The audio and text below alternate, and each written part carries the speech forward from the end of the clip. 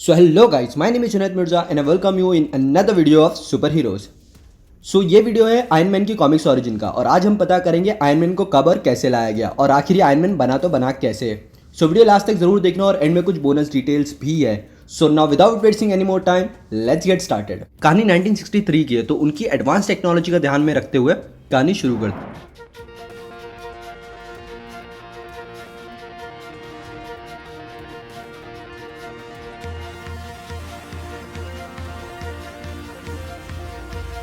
कहानी शुरू होती है यूएस डिफेंस के किसी एकांत क्षेत्र में जहां काफी पहरेदारी में एंथनी स्टार्क का लैब था। जनरल कहता है ओ बॉय, ये स्टार्क तो काफी कीमती इंसान लगता है जिसको 24 घंटा सिक्योरिटी मिलती है। जनरल का साथी कहता है हाँ वो तो है, वो जिस पे काम कर रहा है उसे साम्यवादी उसे पाने के लिए कुछ भी कर सकते हैं। और अंदर में टोनी कहता है जनरल तुम देखोगे कैसे मेरे छोटे ट्रांजिस्टर मैग्नेट का पावर बढ़ाते हैं कि वो वॉल्ट खोल देगा। जनरल कहता है ओ कम ऑन स्टार्क, ये नामुमकिन है। टोनी कहता है अच्छा, ये लो ट्रांजिस्टर ऑन किया और ये मैग्नेट को पावर कर रहा है। जनरल कहता है अरे ये दरवाजा तो हिलने लगा।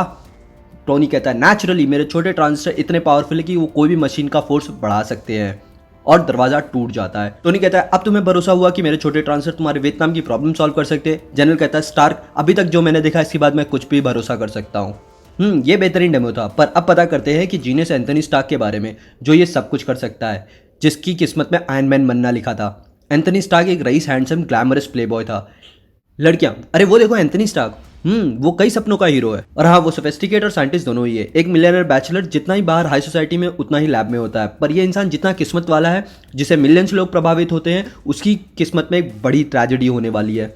वहाँ साउथ वियतनाम में एक जंगल में वोंग चू और उसके गोरिल्ला सेना के गुंडे, हाँ मैंने एक और गाँव को घुटने टेकने लगा दिया, अब दंगल होगा। अगर कोई कैदी मुझे हरा देता है तो मैं उसके गांव वालों को आज़ाद कर दूंगा। अपने गांव को बचाने के लिए उनके सबसे ताकतवर कैदी उनका प्रस्ताव मंजूर करके आगे बढ़ते हैं। वोंग कहता है तुम सब अच्छे लड़े पर वोंग चू से बेहतर नहीं। उनकी सारी कोशिश को व्यर्थ करते हुए वोंग चू कहता है मैं सबसे ताकतवर हूँ और मेरे सामने सब कीड़े हैं। क्या ये सब खत्म हुआ? चलो अब गाँव लूटते हैं। वोंग चू को कोई नहीं रोक सकता। वहाँ जंगल की सरहद पे जनरल कहता है रेड गोरिल्ला हमसे काफ़ी ज़्यादा है पर हमारी तोपें उन्हें हरा देगी, पर हम इतने बड़े हथियार को घने जंगल में ले जा नहीं सकते। टोनी कहता है तो यहाँ मेरे छोटे ट्रांजिस्टर आ जाएंगे। सोल्जर कहते हैं सच में शुक्रिया तुम्हारे इस आविष्कार का, हमारे हथियार अब इतने छोटे हैं कि टॉर्च से भी हल्के हैं।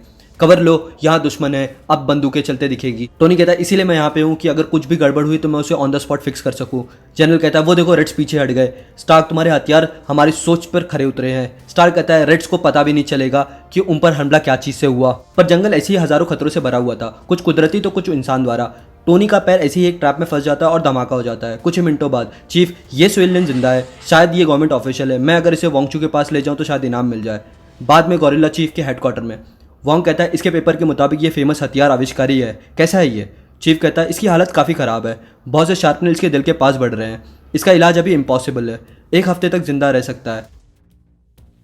कुछ ही दिनों में शार्पनर इसके दिल तक पहुंच जाएंगे, फिर इसे मरने से कोई नहीं रोक सकता। वोंग कहता है हम इस जीनस का इस्तेमाल करेंगे, हम इसे ट्रिक करके इसके बचे हुए दिन हम अपने लिए काम करवाएंगे। क्या इसमें इतनी ताकत है?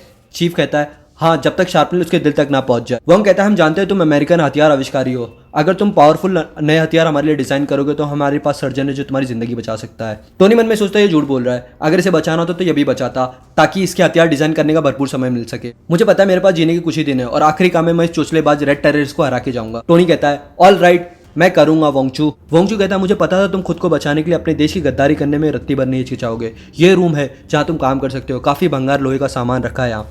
टोनी कहता है मैं वादा करता हूँ मैं अभी तक का सबसे बेहतरीन हथियार बनाऊंगा, मैं इसे ज़रूर बनाऊंगा और सिर्फ एक वजह, मुझे जिंदा रखने के लिए।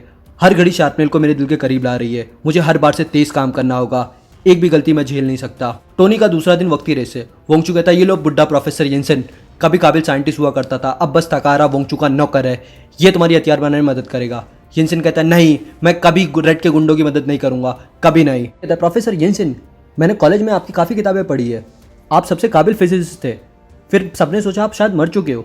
येंसन कहता मौत तो नसीब वालों को मिलती है, मुझे रेड्स के गुंडों ने पकड़ लिया, काफ़ी काम करवाए और जब मैंने मना किया तो मुझे सलाखों के पीछे डाल दिया। उन पे पूरा भरोसा था, वो अपना प्लान बताता है। येंसन कहता है एक आयरन मैन लाजवाब, एक इलेक्ट्रॉनिक बॉडी जो शार्पनर पहुंचने के बाद भी तुम्हारे दिल को धड़काते रहे, हम जीत सकते हैं, सोचो हम क्या चीज़ बना सकते हैं और वो क्या कर सकता है। टोनी कहता है और रेड्स खुद हमें ज़रूरी सामान दे गए हैं। सही टोनी की वक्त से रेस चलती रही। टोनी कहता है मैंने ट्रांजिस्टर पर बहुत काम किया है और मैं उन्हें काम करने के लिए कोई भी साइज में बना सकता हूँ। कहता है हमें उसका इस्तेमाल इलेक्ट्रॉनिक करना चाहिए ताकि उसके अनगिनत गियर्स और लीवर्स को चला सके। टोनी कहता है सारे काम ध्यान से करना होगा, आयरन फ्रेम वो सारा काम करना चाहिए जो एक इंसान करता है। येंसन कहता है करेगा मेरे दोस्त, मेरी ज़िंदगी का ये सबसे बड़ा अचीवमेंट होगा। अब घंटे दिनों में निकल चुके थे और वो शार्पनेल और करीब आने लगे थे। टोनी कहता है मैं वो प्रेशर महसूस कर सकता हूँ, मेरे पास वक्त कम है और हमें काम तेज़ करना होगा। जिनसिन कहता है सेल्फ लुब्रिकेटेड सिस्टम पूरा हो गया है, थोड़ी देर और हिम्मत रखो मेरे दोस्त। टोनी की हालत और नाजुक हो चुकी थी, अब वो खड़ा नहीं हो पा रहा था। जिनसिन कहता है ज़िंदगी देने वाला आयन बॉडी हार्ट तैयार हो चुका है, इसे अपने सीने से लगा लो। ये हो गया, जब मैं मशीन एक्टिवेट करूँगा तब तुम्हारे खुद के ट्रांजिस्टर तुम्हारे दिल धड़काने के लिए पावर करेंगे। तुम तब तक जी सकोगे जब तक तुम्हारा आयन बॉडी चलेगा। ये जनरेटर जल्दी ही इतनी एनर्जी बना पाएगा कि तुम्हारी बॉडी हिल सके। फिर तभी फ्लैश लाइट अलार्म जलने लगता। जिनसिन कहता है ये वार्निंग लाइट हमने लगाई थी जब कोई हमारी तरफ आप बढ़ने लगा हो। टोनी कहता है ये वोंगचू होगा, अगर वो यहाँ से आ गया तो हमारी सारी मेहनत बर्बाद हो जाएगी। जिनसिन कहता है जब तक ये इलेक्ट्रॉनिक बॉडी को पावर नहीं मिलने लगता और ये एंथनी स्टार्क के दिल को पावर ना कर दे तब तक वोंगचू को दूर रखना पड़ेगा। जिनसिन सोचता है कि मेरी ज़िंदगी अब महत्व बिल्कुल नहीं रहा, अब आयरन मैन को जिंदा रखने के लिए मुझे टाइम निकालना पड़ेगा। जैसे ही रेड रूम के अंदर आते हैं बहादुर प्रोफेसर यिनसिन आखिरी कदम बढ़ाते हैं। यिनसिन कहता है तुम मरोगे वोंगचू और तुम्हारा जल्लाद गुंडे भी। वोंग कहता है ये सटिया गया है, ख़त्म कर दो इसकी घटिया सी ज़िंदगी को, अब ये हमारे कोई काम का। इसी तरह यिनसिन स्टार्क के लिए कुछ बहुत कीमती समय निकाल पाता है ताकि वो दरवाजे के पीछे ज़्यादा से ज़्यादा पावर ले सके। वोंग कहता है मर गया ये, खींच कर ले जाओ इसे। टोनी कहता है मैं कसम खाता हूँ मेरे दोस्त तुम्हारी मौत व्यर्थ नहीं जाएगी। आयरन मैन प्रॉमिस करता है। प्रोफेसर यिनसिन की आखिरी सांसों के साथ इलेक्ट्रॉनिक सूट शुरू हो जाता है। टोनी कहता है ट्रांजिस्टर के पास काफ़ी एनर्जी हो गई है, मेरा दिल अब नॉर्मल धड़क रहा है, ये मशीन मुझे जिंदा रख रही है। इंसानी बॉडी की तरह ट्रांजिस्टर मेरे दिमाग से काफ़ी अच्छे से कोऑर्डिनेट कर रहा है, बस मैं संभल नहीं पा रहा हूँ, मेरा बैलेंस बिगड़ रहा है और वो गिर जाता है। मैं बच्चों जैसा चलना सीख रहा हूँ, जल्दी सीखना हुआ वक्त नहीं है, मुझे इस भारी शरीर की आदत डालनी होगी। इससे पहले रेड मुझे ढूंढ ले, पर वो भारी दिमाग जिसके पास ज्ञान का भंडार हो वो इसे समझ ही लेता है।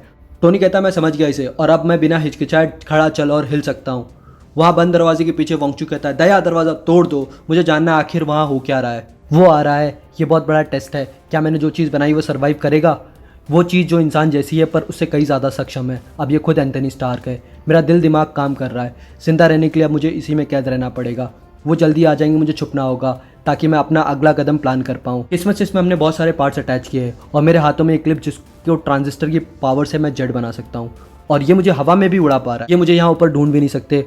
वोंग स्टार्क जा चुका है, हमारे लिए कोई हथियार नहीं बना है, वो बहुत दूर नहीं गया होगा, ढूंढो उसे और ख़त्म कर दो जैसे तुमने दूसरे साथी के साथ किया था। टोनी कहता है इन्होंने प्रोफेसर यिनसिन को मार दिया जिन्होंने अपनी पूरी ज़िंदगी में किसी को नुकसान नहीं पहुंचाया, तुम्हें इसकी कीमत चुकानी पड़ेगी। आयरन मैन कसम खाता है। वोंग कहता है तुम जाके स्टार्क को ढूंढो, तब तक मैं अपने फेवरेट स्पोर्ट्स के मज़े ले लूँ। टोनी कहता है हाँ वोंगचू मज़े कर लो जब तक कर सकते हो, फिर मैं तेरे हर किए कर्मों की सज़ा दूंगा। वहाँ मैदान में वोंग कहता है मैं फिर से जीत गया, मुझे कोई हरा नहीं सकता। टोनी कहता है वो बुज़दिल है, मैं तुम्हें चैलेंज करता हूँ। वोंग कहता है किसकी इतनी हिम्मत जो वोंगचू से ऐसे बात करे, अपनी शक्ल दिखाओ जिसे मैं तोड़ने वाला हूँ। टोनी कहता है जैसे तुम्हारी इच्छा 2 टके गुंडे, मैं पहले अपने कपड़े निकालता हूँ। ऐसे क्या घूर रहे हो, कभी आयरन मैन नहीं देखा क्या? वोंग कहता है तुम इंसान नहीं मशीन हो।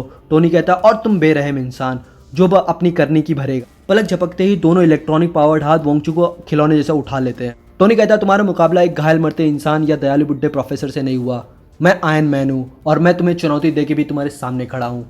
वोंग कहता है तुमने मुझे हराया, मैं तुम्हें बर्बाद कर दूंगा और तुम भी मारे जाओगे। Guards fire. वहाँ गोली चलती है और टोनी कहता है ये छोटे हथियार मेरे आयरन बॉडी का कुछ नहीं कर सकती। वोंग कहता है ग्रेनेड्स लाओ, बंदूका लाओ, जल्दी लाओ बेवकूफ़ जल्दी। आग की फायर करके टोनी कहता है रिवर्स मैग्नेटिज्म तो मक्खन सा चलता है। वोंग कहता है यहाँ ऊपर लाउड स्पीकर है, यहाँ शोर शराबे मुझे कोई सुन नहीं पाएगा। सुनो मेरे सिपाहियों, जो आयरन मैन को मारेगा उसे 10,000 येन मिलेगा। और टोनी बड़े आसानी से उसकी आवाज़ में इलेक्ट्रॉनिक इंटरफेरेंस से वर्ड स्टैटिक बदल देता है और अपनी आवाज़ स्पीकर पे डाल देता है। बुज़दिल वोंग चू जंगल में भागो। टोनी कहता है वो बिना लीडर के डरे हुए हैं, उनको साउथ वियतनाम के सोल्जर दर दबोचेंगे और तुमसे हिसाब करना बाकी है वोंगचू। ये बंद दरवाज़ा मेरा कुछ नहीं बिगाड़ सकता और उसका दरवाज़ा तोड़ देता है। ऑल राइट वॉल लॉर्ड, तुम्हारा खेल खत्म। तभी वोंगचू उस पर कैबिनेट ढकेल देता है। ये लो मॉन्स्टर, ये कैबिनेट में पत्थर भरे हैं, अब सारे कैदियों को मैं मार दूंगा। टोनी कहता है ये पत्थर भरे कैबिनेट आयरन मैन को रोक नहीं सकते, ये जानते हुए कि भी वो हार गया है वो सारे कैदियों को मार डालेगा। ये करने से पहले मुझे उसे रोकना होगा, ये मैं होने नहीं दे सकता। आयरन मैन पत्थर वाले कैबिनेट को जैसे तैसे ढकेल के निकलता है और कहता है मैं निकल तो गया पर इसने मेरा सारा पावर खींच लिया, अब मुझे रिचार्ज होने जाना होगा, लेकिन मैं उसे जाने नहीं दे सकता। टोनी से भागता देख के जल्दी से लुब्रिकेंट इक्विपमेंट को ऑयल से एमो डंप पे छोड़ देता है। टोनी कहता है मेरे हिसाब से इतना प्रेशर काफ़ी है कि एमो डंप तक पहुंच सके। वोंग कहता है गार्ड्स गार्ड्स, सारे कैदियों को मार दो। तभी टोनी वहाँ ऑयल में आग लगा देता है और वो डंप और उसके पास खड़े वोंगचू दोनों को ही उड़ा देते हैं। कुछ ही देर में आयरन मैन अपनी बैटरी चार्ज कर लेता है। और वहाँ थोड़ी देर बाद टोनी कहता है मैंने सारे कैदियों को आज़ाद करा दिया है और रेड्स के गुंडे भी डर के भाग गए हैं, अब सब खत्म हुआ, अब प्रोफेसर यिनसेन की आत्मा को भी शांति मिलेगी, तुम्हारी जान का बदला पूरा हुआ दोस्त। रही बात आयरन मैन की, तो मेटालिक हल्क कभी एंथनी स्टार्क था, किसे पता किस्मत में क्या लिखा है, ये तो वक्त ही बताएगा। इसी के साथ उसकी कहानी आगे बढ़ती है और हमारी आयरन मैन की ओरिजिन यहीं खत्म होती है। तो चलिए बात करते हैं बोनस टिप की। आयरन मैन का कैरेक्टर को create Stan Lee and Jack Kirby ने किया। आयरन मैन का फर्स्ट अपीयरेंस 1963 के इशू नंबर 39 के टेल ऑफ सस्पेंस में किया गया था। जब आयरन मैन को कॉमिक्स में लाया गया था तो उसे जिंदा रहने के लिए सूट में ही लॉक रहना पड़ता था और बाद के इश्यूज में उसने आर्क रिएक्टर बनाया। आयरन मैन का प्लेस ऑफ ओरिजिन न्यूयॉर्क के लॉन्ग आइलैंड है। आयरन मैन का कैरेक्टर इंस्पायर्ड किया गया था हावर्ड ह्यूइस से, ये उस टाइम के बिलियनर थे। स्टार्स का बटलर था, जैसे बैटमैन का रॉबिन। बाद में उसे हर जगह एआई में दिखाया गया। आयरन मैन अब तक का सबसे ज्यादा कूल एंड लव कैरेक्टर है। ये थी कुछ बोनस टिप्स। इसी के साथ मिलते हैं अगली वीडियो में नई टॉपिक के साथ। अगर पसंद आया हो तो लाइक करना और फ्रेंड्स के साथ शेयर जरूर करना। चैनल के नीचे रेड सब्सक्राइब बटन को आयरन बीम से उड़ा दो और घंटी जरूर दबा देना। So see you guys, take care and know your super power, be your super.